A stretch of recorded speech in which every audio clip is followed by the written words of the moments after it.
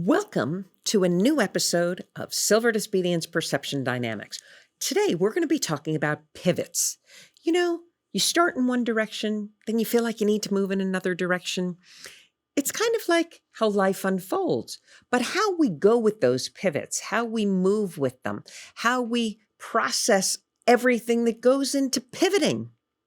Well, that's the discussion we're going to be having today because there's a lot involved with embracing pivots instead of resisting them. My guest today is Ronni Burns. She calls herself a communicologist. Now, we're going to get into that a little bit later, but I actually get a kick out of the phrase and wanted to use it when I read it on her website because it's kind of like someone who has created this good cocktail mix of communication. But we're going to find out how she defines it and describes it. So please welcome Ronni Burns. Thank you, Diane. And yes, I'll call myself the princess of pivoting.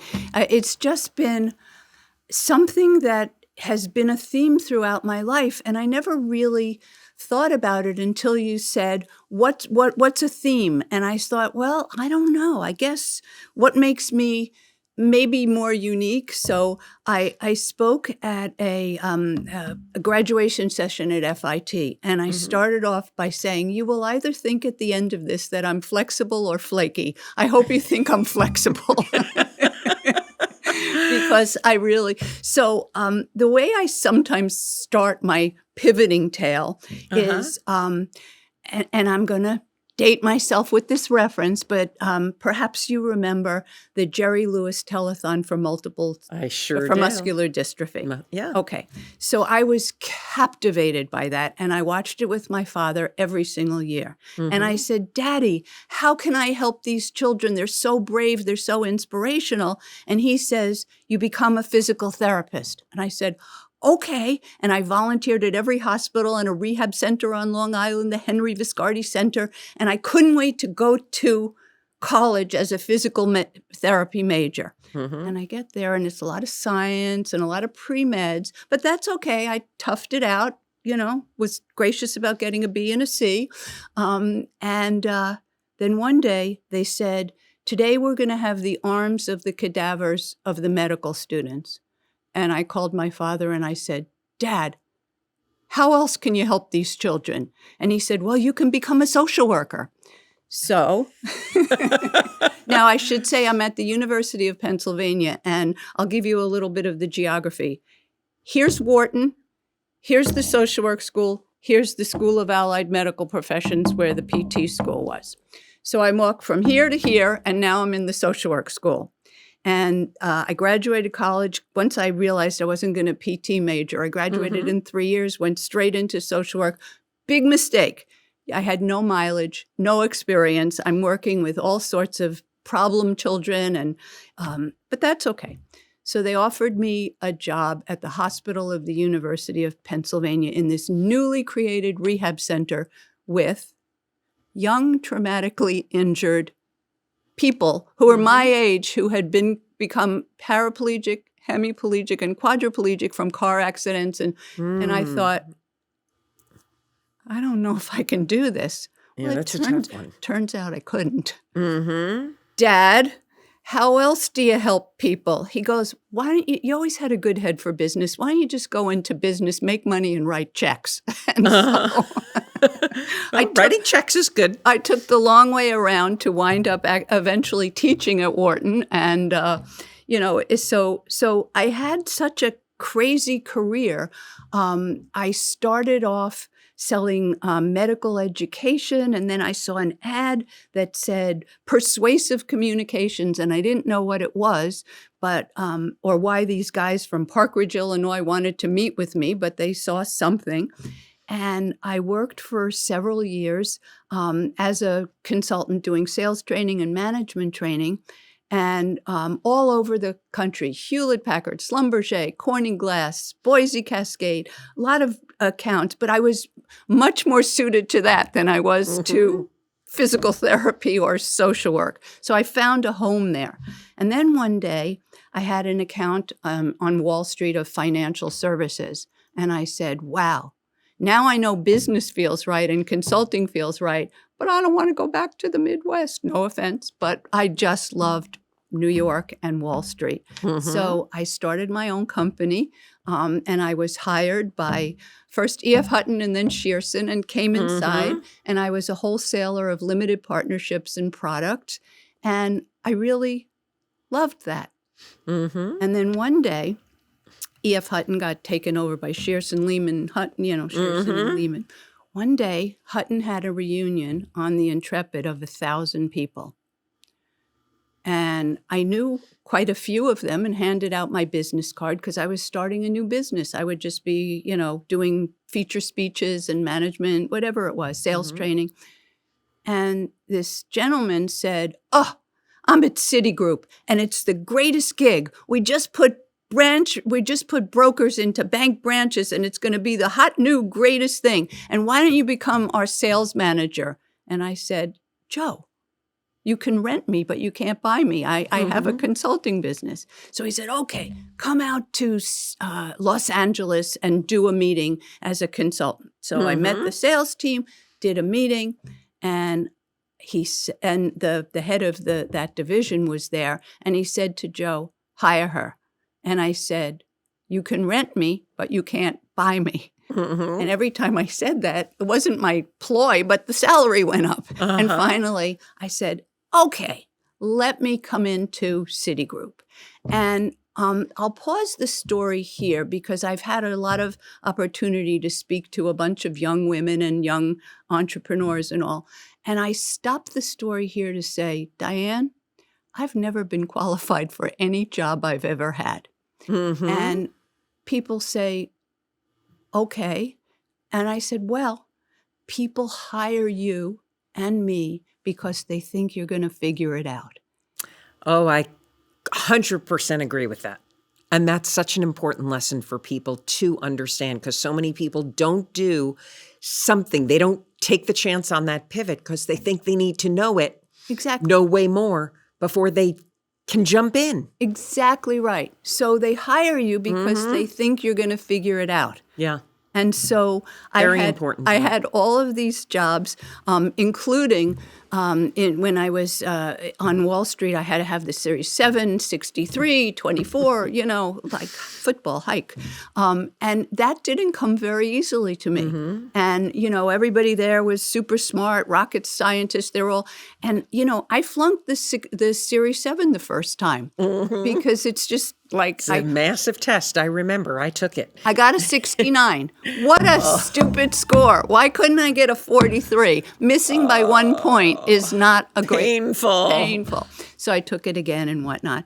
And I loved what I did there. Oh, that's painful. Oh, that's Remember painful. That? That's bringing back trauma. Totally.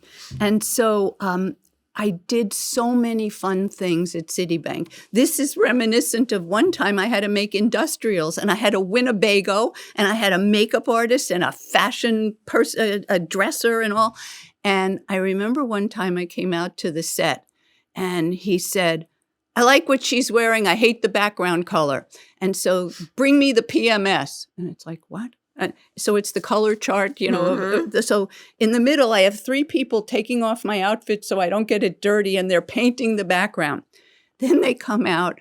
It was a desk situation, and they come out with a jar of flowers, and they were lilies, and I'm highly allergic to them. So again, a little bit of pivoting. It wasn't a perfect match, but I enjoyed doing it.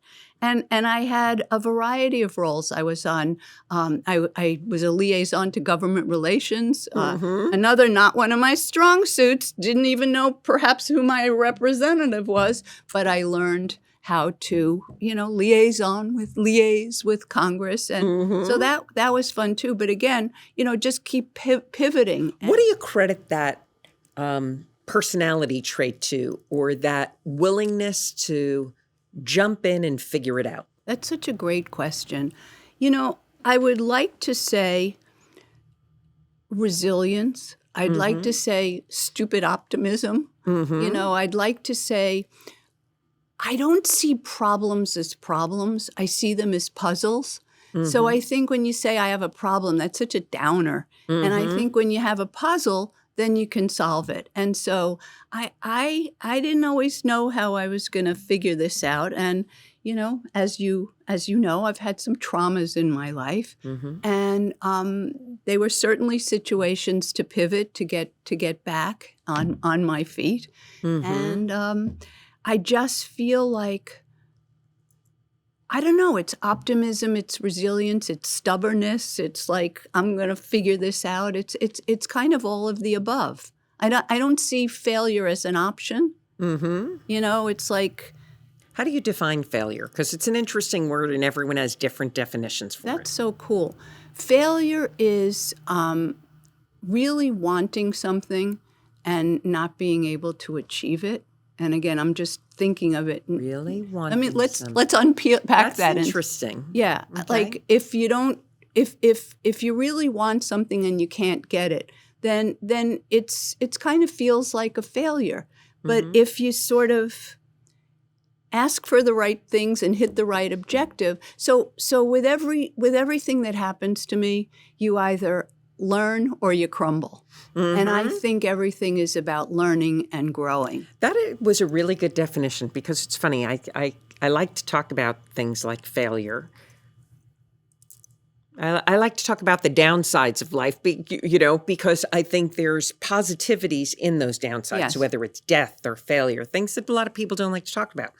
But I really like your definition because everyone's got different definitions for failure. And some, I think, are very thought-provoking. I guess they're all thought-provoking, but some are downright stupid. Like there was a campaign where somebody had put all over the city stickers and they were painted in sidewalks and posted everywhere. There is no failure. And I'm like, well, that's like really stupid. Yeah. You know, there is failure. You're right. And, you know, if you think you can jump off, you know, a cliff, you know, because you're going to fly, but there's no failure, well, that's a really stupid choice. You know, and I'm talking about a literal cliff. Right. You know, so it's to me one of those topics that once you embrace it one way or another, which is why I really enjoyed your definition, people start to take more chances.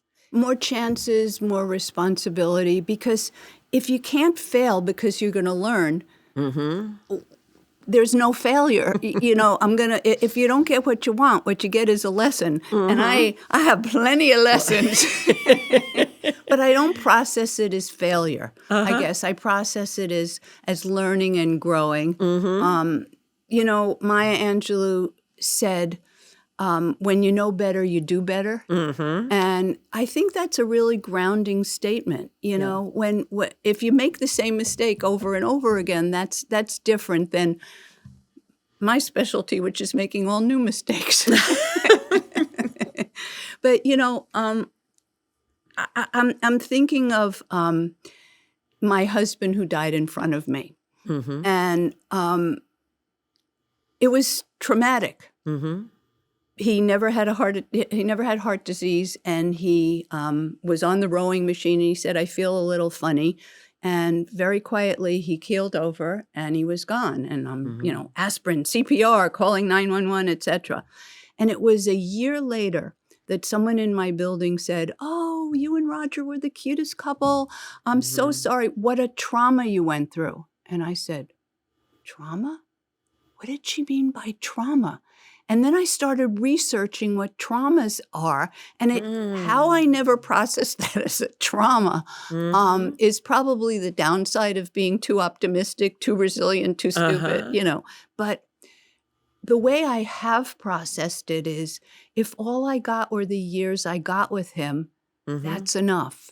And I was glad I was there, because it happened right around the time somebody else famous lost a husband, and they weren't there. And they always lived with the fact that if I was there, I could have done something. So if I was in my office creating PowerPoint slides and I came upstairs and he was keeled over for the rest of my life. So I feel like, I know it sounds stupid, but I'm so grateful that I was there. I understand that. Yeah. You know, and so the neighbors came in and whatnot, and they said, "Come on, we'll take you to the hospital." And after the EMS tried doing this and that, I said, "I'm going to take a shower." They said, "You're going to take a shower?" I said, "They're not going to tell me he's in room 1610. They're going to, and it's going to be a long, long night." So, even then, I sort of thought a little bit about what's next and how to do it.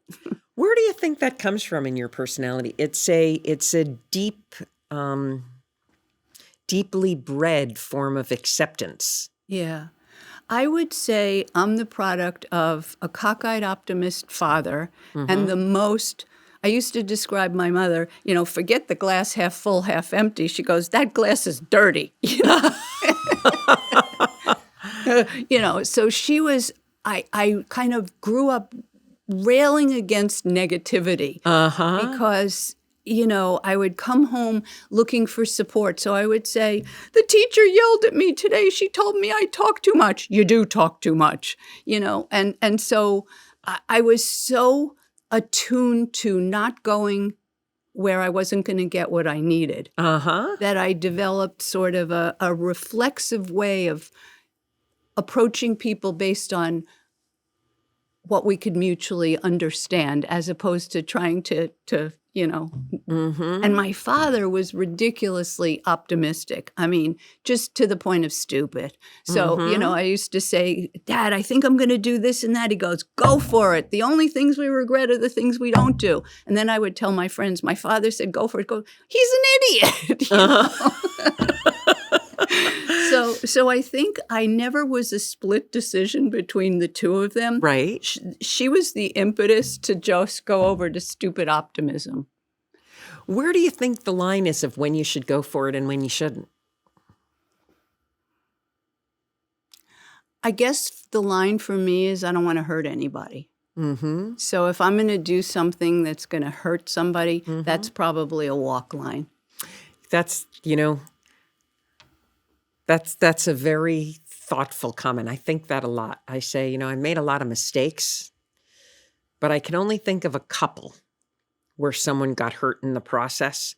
And I've since tried to make, apologized and known, okay, I could have been better in that moment. Yes. So I'm usually pretty good at apologizing. Yeah. If necessary. Exactly. But I do think that's a great insight, that the goal is to, if it hurts somebody else, think twice. Yeah. If, what could happen, and, if you're not going to kill yourself, accidentally. Yeah. I think, I've had a couple of marriages and relationships, and I'm sort of proud to say I'm still friendly with all of them. And so it's important to me to be able to, I guess here's something I live by. When my husband died, it was the first time I realized we had no unfinished business. We cleaned it up as we went. And so I see friends of mine who are losing their husbands, who are grieving 5 years later, 3 months later, whatever, because they have unfinished business. Oh, I think that's so huge. And I think that's probably a motto that I live by. Clean it up as you go, because the more you leave it, the worse it seems or gets. And no unfinished business is made the transition or the pivot with my husband easy. That is, you summed that up perfectly. You must be a communicologist. You summed that up perfectly, because I remember many years ago, when I had my first of 4 plane crashes, everyone was like, "Oh my God, what were you thinking?" And I just remember actually thinking that day, I was 21. I hadn't had a fight with my parents in a long time. I was getting along with my brothers and sisters. I had good friends. And I remember thinking, it was peaceful. Exactly. It was this peaceful moment. And people would say, "Are you crazy?" It was peaceful. You get it. Like, I couldn't think of anybody I had to apologize to. You get it. And when my mother died, I had spent 2 years before her death, and my mother and I had our conflicts. There was probably, I'm not proud to say it, I think there was probably a 6-month period I didn't return a call to my mother because I was young, stupid, and angry about whatever I was angry about. But now I realize I piss off our own kids with the same things, probably. Of But- course. But having those 2 years, I'd say, Mom, I just couldn't believe you did this. And then she would tell me what was going on in her life at that point. And I remember having peace. And when my mother died, I did very little crying. Yeah. Because it was like, that death was part of life, it was happening and it was peaceful. Yeah. It's funny you bring up your mother dying. I've thought a lot about this recently. When my mother died, my first reaction was, no one's ever going to hurt me again the way she has. But my second reaction was, I was a better daughter to her than she was a mother to me. And what did that actually mean? It means I tried to include her in my life to the degree that was possible. And, for example, she never took me clothes shopping, but in the later years, I bought all of her clothes. And one time she admired a jacket of mine and I gave it to her. And that's actually the one that I thought would keep her warm and she was buried in it. But I can remember for years saying, can I borrow something? No, what's mine is mine. And it's so, I kind of overcame that anger and tried to be a better daughter, at least at the end to her. It was always problematic. It was, again, it's my open-heartedness. A therapist once said to me, you hand her the whip, she whips you, and you look surprised every time. And I guess I could say I had a lot of first dates, and every single one of them I dress up for, and I think this is it. It's just my personality, I just am ridiculously hopeful and grateful and just, but I remember lots of times going to her house thinking, and then recently I've thought, this is puzzling to me and this is an unfinished business. She loved and adored her mother, who was an immigrant, and she was the eldest of 4 children. That couldn't be easy because she had to do all the reading and the writing and whatnot. And how she adored her mother and didn't really like me was always kind of a mystery to me. Was your mother alive when you were born? Was my mother alive? No, I know your mother was alive. Was Was your grandmother Yes, alive when you were born? How long did your grandmother live through your life? Probably until my early teens. Wow. Yeah, she wasn't a huge part of our life. It was, I remember she was very loving. She gave me my first cup of coffee, which was mostly milk and a little coffee. And back in the day, they had, I don't know if you ever had these in your family, but I would call them Bakelite spoons. So they had red plastic, yellow opaque, a little silver ball. And somehow my mother gave all of those, her set away, of course. And then years later, I said, I am going to find the spoon that I had for my first cup of coffee. And I found it in a flea market in Brooklyn. And to this day, I have that spoon. Oh, that's funny. What do you think, the mother-daughter dynamic can be so different. Right. Why do you think that is? I don't know, but I prayed for a son because I didn't know how I would be able to. I would either overcompensate or, take revenge. I don't know what I would have done, but I see with my friends who have a son and a daughter, the sons are just easier. There's something about a mother-daughter. They eventually get close. I have 2 stepdaughters that I'm very close to, that I met them later on in life. I didn't really trust that I wouldn't have a lot of transference or anger. I don't know. I don't know what it is, that dynamic. There's such an important person in your life. And, you need unconditional love, which I didn't really experience till many years later. And where did that come from ultimately? Well, I think my father loved me unconditionally, but he was kind of like an equal opportunity employer. He also loved the mailman unconditionally.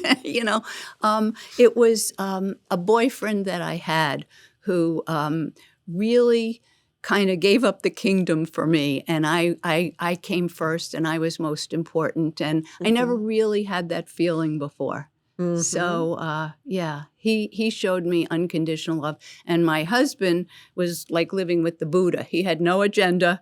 He was a great number 2 in business, and he loved being the wind beneath my wings. And so it was completely unconditional love. But again, that was his personality. So, I was the lovely, lucky recipient, but that's how he would have been probably with anybody. Did you end up starting to date after your husband died? So, this is a pretty funny story. So I didn't date for about a year. And then a friend of mine said, I went out with this guy. He's not for me and he's not going to be for you, but he's very kind. He's very generous. He's fun. And he would be a good first starter date back into the pool. Okay. A starter date. A starter date. So I went out with this gentleman, and, maybe I shouldn't make such snap judgments. I'm reading now, give him a second chance. Not everybody presents well on the first date or whatnot. But there was something about this guy that I thought he would be much more suited for my old boss, because they sort of made me feel the same way. It was like an intuitive thing. And I knew this guy was going to ask me out again, and I really don't like hurting people's feelings. So I called my old boss, who was also single, and I said, would you mind if I gave this guy your number? So she says, okay. So I gave them the number. They've been happily married for I don't know how many years. And so he took out he was actually interviewed for the New York Times wedding section, and I think it said "Three's a charm," which of course Stephanie gave him to me, I gave him to Jean, but Jeannie didn't think it was so funny, "Three's a charm." But anyway, they thank me on a regular basis. They're so happy. So it did take me about a year, and then I did the regular stuff, online dating, and it's hard. I mean, that's something that I would like to make happen, but I understand. So I always feel like the universe has my back. But it's never on my timetable. I got quoted one time, I think it was Time magazine, where I said, I think instant gratification takes too long. So That's a good line. I'm not a patient person. That would be a good meme. Yeah, right. So, I put myself out there, and I think the idea is to put yourself out there as a happy, complete, fulfilled person, not as somebody who's looking for, to become whole. But the pool is a little small, so we'll see. Well, you do keep yourself busy. You have a new book, I believe, that just launched. I do. Thank you for asking. What's your book? So it's called Pitch Perfect, Move Your Audience from Thinking to Doing. And basically, I've been teaching. I always had backup jobs. So when I was at Citibank, I taught at the University of Maryland Executive MBA, and also at Wharton for their custom programs. So that was fun, going all over the world for them. And then when I left Citibank, I started I'm an adjunct at NYU, so I've been doing that for quite a few years. And it occurred to me that if I just sort of transcribed my lectures and added some stuff, it's the makings of a book. I mean, it's What are the subjects you teach? Sure. So I teach presentation skills, handling objections, conflict.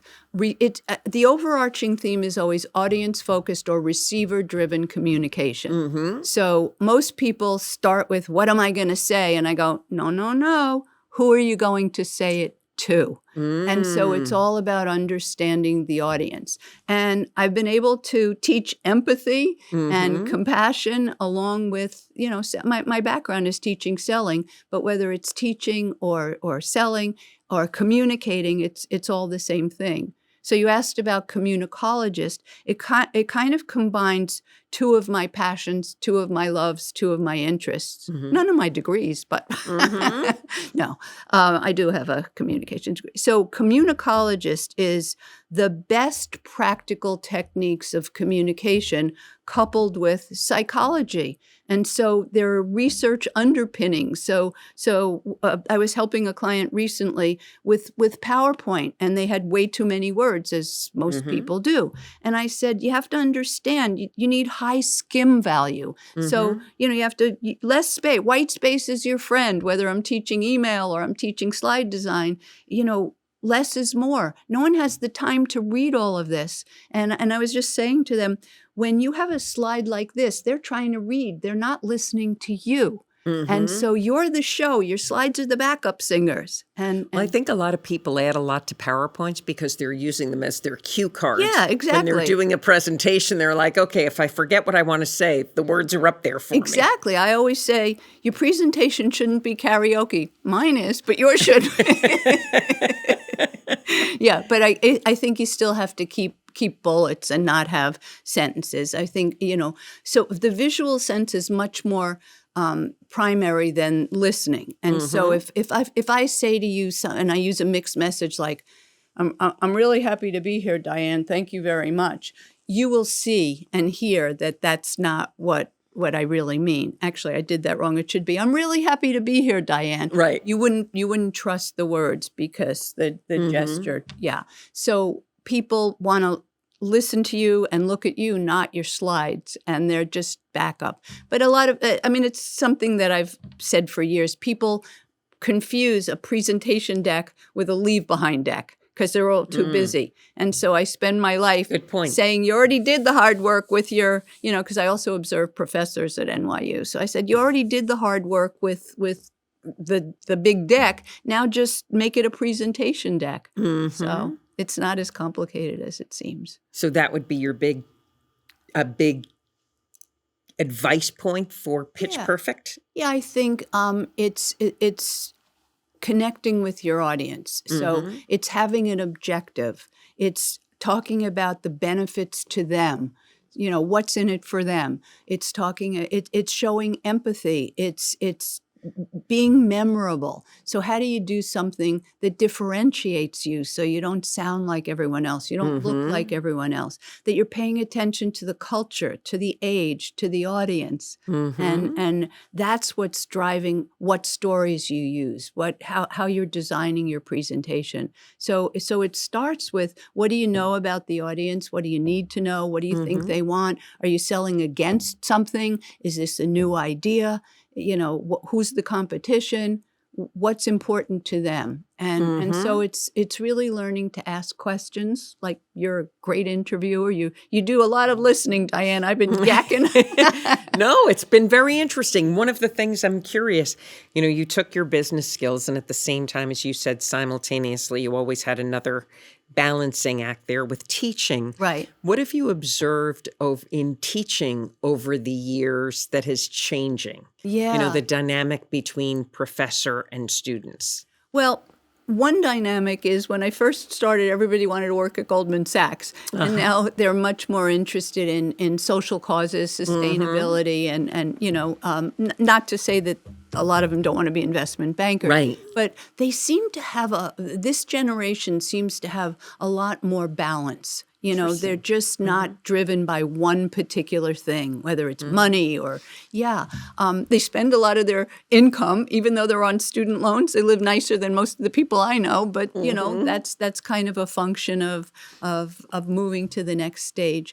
I think that the problem that I see is their writing skills have really deteriorated. Oh, boy.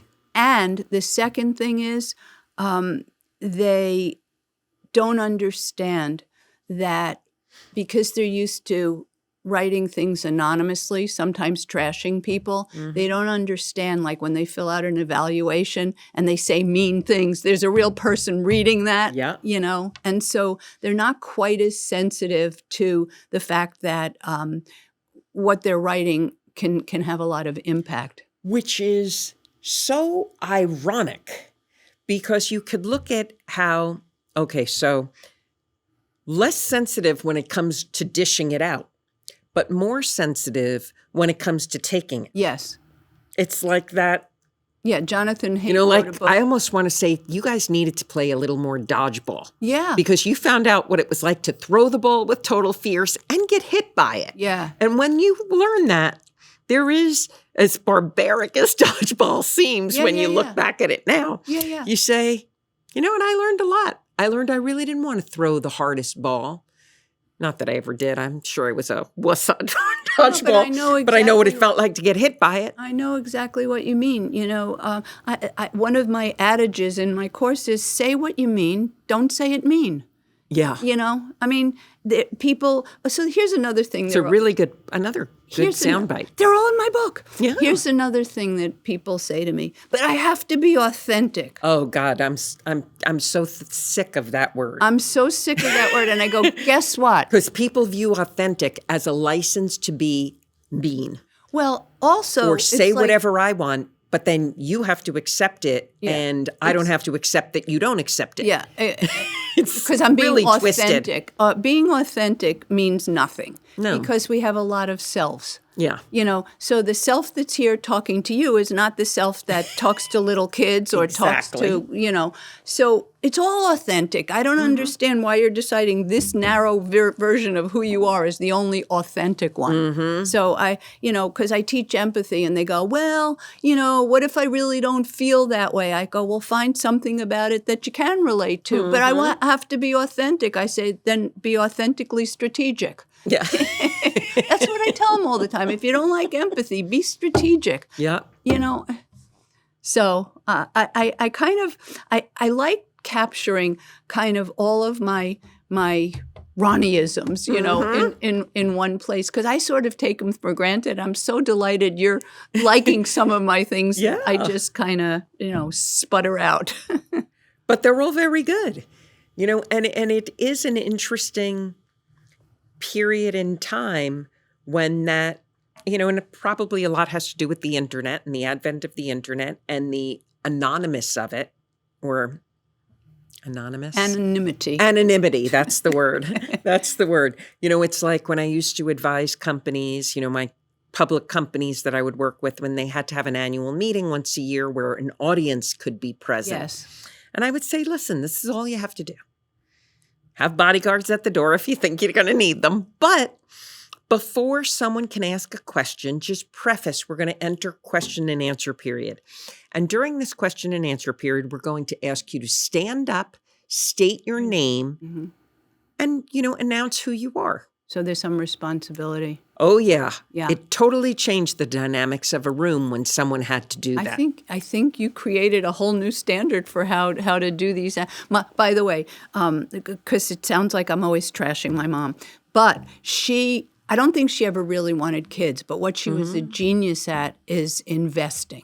And we weren't allowed to talk at home for the closing prices of the stocks. She used to go to every annual meeting and be one of the people who stood up and asked questions. And boy, was she sharp.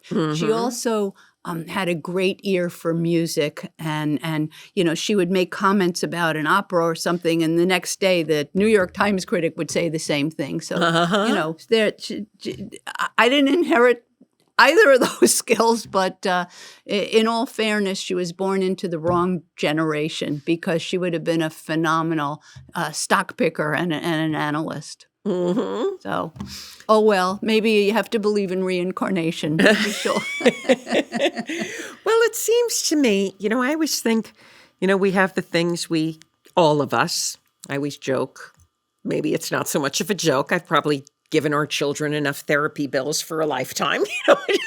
You know, you hope you get to the point where they feel differently. But actually, I get along great with my kids, and I love them. But we get different things from our parents. And I always find it fascinating, you know, when talking with anyone, what they got from their parents. The good, the bad, the ugly, the things you would want to get rid of. But even the things you would want to get rid of, were prompting points. They were Totally. motivation Yeah. points. They were things that moved you forward. Yeah, definitely. I think, as you said earlier, you need to have call it whatever you want, failure or lessons to learn, and you have to bump up against something. And it's easy to bump up against a strong like or a strong dislike because you know where you stand, I always think of one of my early on psychology classes when the professor pointed out it was a case study that we had to work on, and it was the patient, or in my case, it would have been a client, because I'm not an MD, but the client would come in and they'd spend the entire session talking about someone else, the whole session. And at the end, they would say, well, I realized I didn't say anything about me. And the professor that I had pointed out that the answer you say to them is, actually, you told me everything about you. Oh, wow. Wow. And the theory was that they were telling you what was on their mind of things they liked about themselves, things they didn't like about themselves, things they were struggling, but they were using that third party. Yeah, like a narrative. Yeah. To get to the point. Interesting. Yeah. And it was such an interesting thing to observe over the years, because when I, started working, more one-on-one with whether it was a CEO or someone who just wanted to work on something personally, it was like, that was a really good lesson to learn. It is the way someone tells a story. Mm-hmm. And, I feel like maybe I can put all my, since they're all in a book now, not all, but a lot of them are in a book, maybe it's time to sort of have not necessarily a new chapter, but, like leave some of that stuff behind, like I'm too old to be talking about my mother, in a negative way. I am sorry I never understood her. And I'm even sorrier that she didn't like me, but, that's fine. Yeah. So it just, I guess these experiences shape you. I think they do. And I think there's a cathartic aspect to writing a book and putting things down on paper. And the lessons you've learned, and whether you take them and you then throw them in the fire and burn them, or whether you publish them, right. There's always someone who will relate to a story you tell. Yeah, yeah. And then I do think, as you said, I really try to edit. With age, I've tried to edit my stories. It's like, when I see one of my nieces or nephews and they'll say something like, oh my God, that's my Aunt Diane. She used to have purple hair and then she had blue hair. And I'm like, yeah, I did. And it wasn't some of my best choices. Can we move on from there? Exactly. So if I was to describe me, even though I just did it right there, but I'm doing it to tell a story. Sure. I wouldn't start at that phase of my life anymore. If someone asked me, I'd be direct about it. I'd say, yeah, I did that.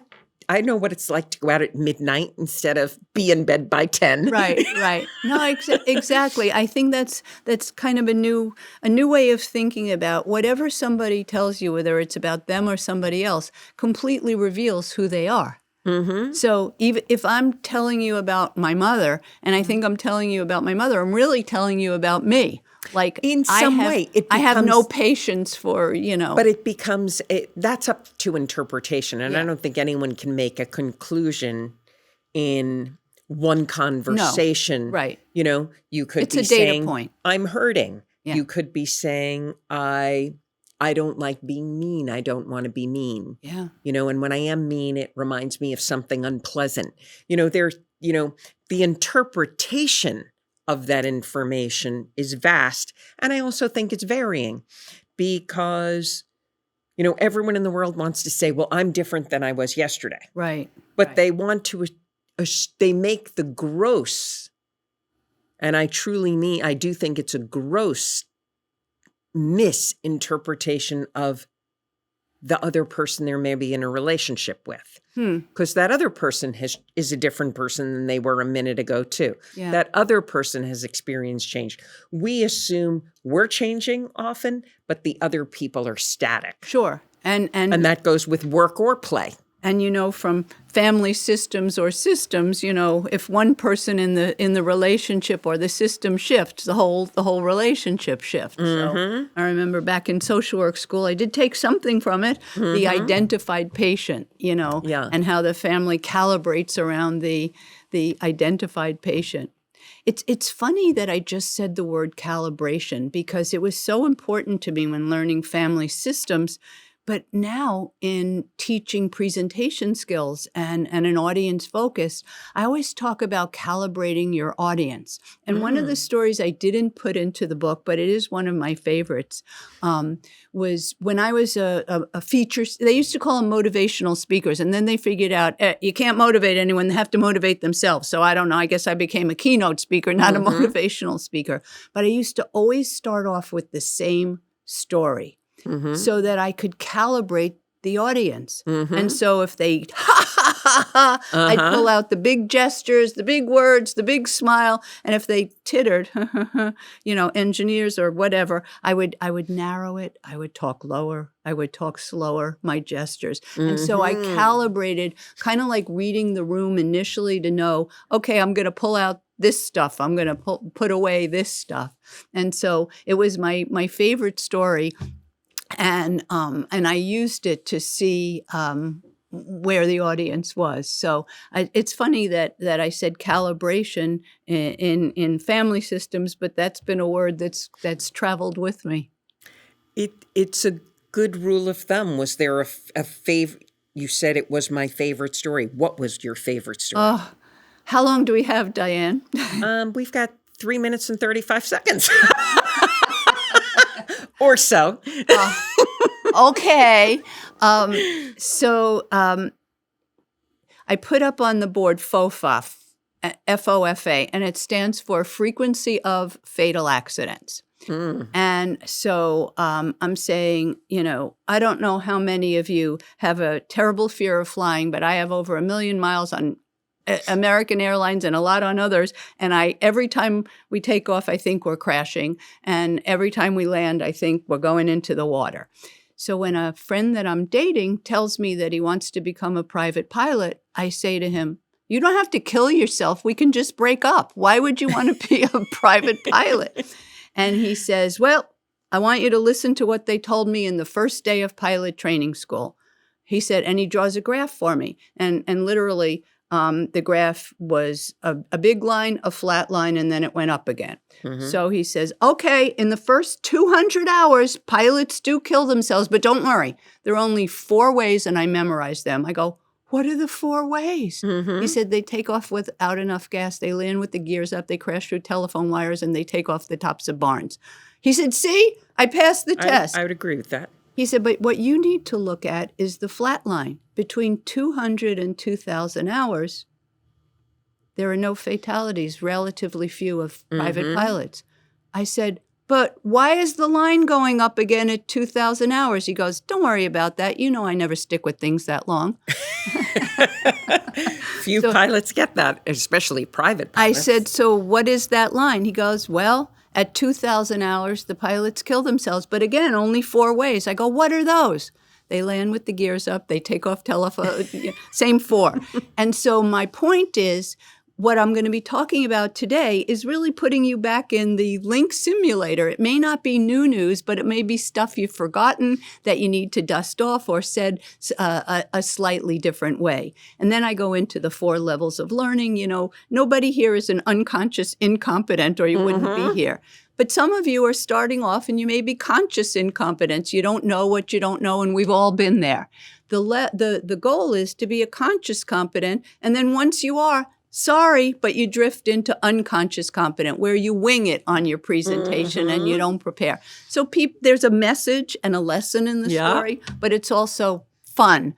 And so I can sort of calibrate them. Well, it's funny you triggered a memory for me because I've had 4 plane crashes, but the first one was the engine gave out over over the ocean near in West Hampton. And there are all these power lines. And then there was West Hampton Air Force Base. And the pilot said, listen, we have no engine. We're going to need to land. We're going to have to do an emergency land. And he said, and all we have to do is get over these power lines. Oh, So pull that yoke, keep that nose up as hard as you can. And I remember him saying that. And you saying, just avoid the power lines. You see? Just really cracked me up because that's what he said. We just got to get over the power lines. We get over those. We can handle the brush. We might make the runway. I love it. I love it. Well, I'd love to hear about the other three, only because we're still here, but I am not a good flyer. So. Well, I have to say, this went too fast. It was a lot of fun. Really a lot of fun. I've been speaking with Ronni Burns. Ronni, what's your book title again? Pitch Perfect, Move Your Audience from Thinking to Doing. Is that on Amazon? It is on Amazon as of Okay. last week. Okay. I will make sure we have links to your book. Thank you. Below this, everybody, my guest has been Ronni Burns. This has been a really fascinating interview. She is a pitching expert and who shared a lot of great insights about how you can pivot, jump, change at any phase of life, depending on what you want to do, if you give it that passion and your commitment to the jump. So thank you very much for tuning in. Thank you, Ronni, for joining me.